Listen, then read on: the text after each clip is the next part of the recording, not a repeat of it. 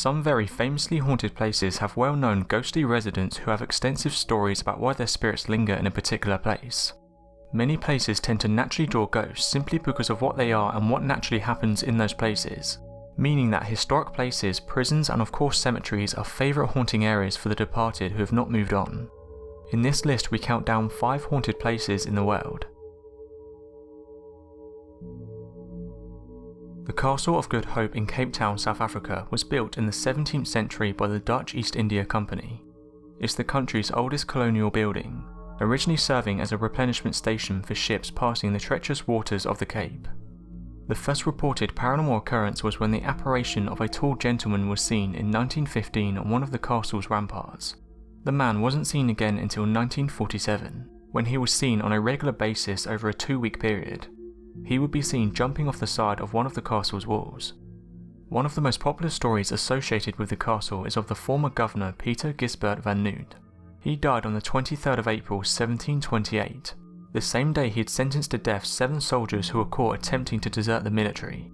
It's believed one of the soldiers placed a curse on him and demanded he came to watch the execution, which he didn't. Later that day he was found dead slouched over his desk with a look of terror on his face. Another famous haunting is of the Lady in Grey. She has been witnessed running through the castle holding her face and crying hysterically. However, since a woman's body was found during recent excavations, her ghost hasn't been reported. Sometime in the 1700s, a soldier was found hanging from the bell rope in the bell tower, which overlooks the entrance to the castle. After his death, the bell tower was sealed off. However, to this day the bell has been known to strike of its own accord. There's also the ghost of a black dog who's been known to pounce on unsuspecting visitors, then simply vanish into thin air. Labelled as Canada's most haunted historic site, the Halifax Citadel has received hundreds of ghost sightings over the years. Situated at the summit of Citadel Hall in the town of Halifax, Nova Scotia, this star-shaped fort is almost 400 years old, with the original foundations being built in 1749 and reconstructed in 1856. Staff and visitors have reported several apparitions walking the grounds, with one particular visitor witnessing a soldier in uniform walk into one of the rooms in the old prison area and simply vanish. This is a common theme with many reports centered around apparitions. Other ghostly figures that have been witnessed include an old man, a woman, a man in a red cloak, and an old lady who has been known to show herself in mirrors. A little girl is said to follow the groups taking part in the ghost tours, with group members often experiencing her holding their hand. Other reports include disembodied voices, unexplained bangs and knocks, mist captured on film and with the naked eye. The feeling of being watched is a common complaint, as is the sudden feeling of nausea, sudden gust of wind in a closed-off room, furniture moving, doors banging, and on occasion people have been pushed by an unseen force. Located on Lake Teshuilo near Mexico City, the Island of the Dolls is one of the creepiest places out there. In the 1950s, a man named Julian Santambarera moved to the island.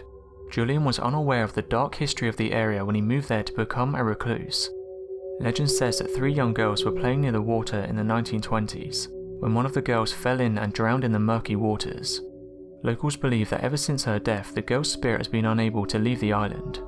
It soon grew a reputation as a haunted place, and locals wouldn't go near it at night for fear of what they might see. Julian claimed that as soon as he moved on the island, a little girl began speaking to him. The girl told Julian how she had died, and that she was trapped on the island. He began to get dolls for this little girl, often selling off fruit and vegetables that he'd grown on the island. Julian later told his nephew it was becoming more difficult to appease the young girl's thirst for these dolls, with him seemingly worried that she wanted him to join her in her watery grave. The same day he had this discussion, his nephew was returning to the island when he found his uncle face down in the canal.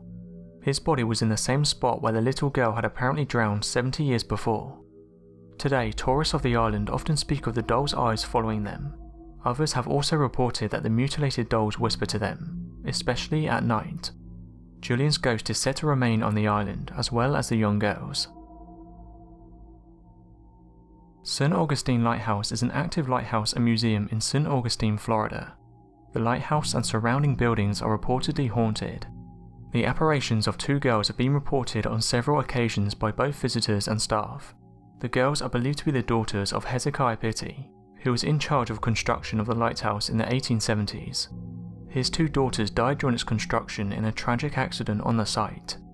The apparition of a woman has also been witnessed, standing on the stairway of the lighthouse or walking on the grounds outside the buildings. Her voice has been heard on several occasions, often crying out for help. There has also been various reports of disembodied conversations, shadows and the sound of footsteps coming up the lighthouse steps.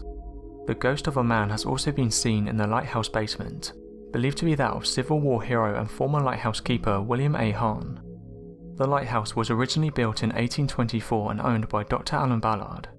According to some archival records and maps, this official American lighthouse was placed on the site of an earlier watchtower built by the Spanish as early as the late 16th century. Dr. Ballard was forced to sell it to the government in 1865 because it was thought the ocean would eventually swallow it.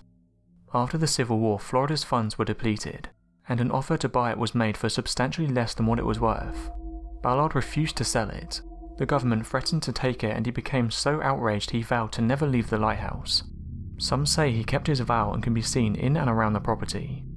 The keeper, Peter Rasmussen, was always seen enjoying a cigar, and had a reputation for being a very strict manager, and quite meticulous when it came to maintaining the lighthouse. Today, the scent of Rasmussen's cigar can still be detected several times a week. Mary King's Close is an underground warren of streets and dwellings. It was once a thriving trade area where Edinburgh's tradesmen used to live and work. However, in 1645 the close was believed to have been abandoned after an outbreak of the plague. Those that were affected stayed behind in isolation.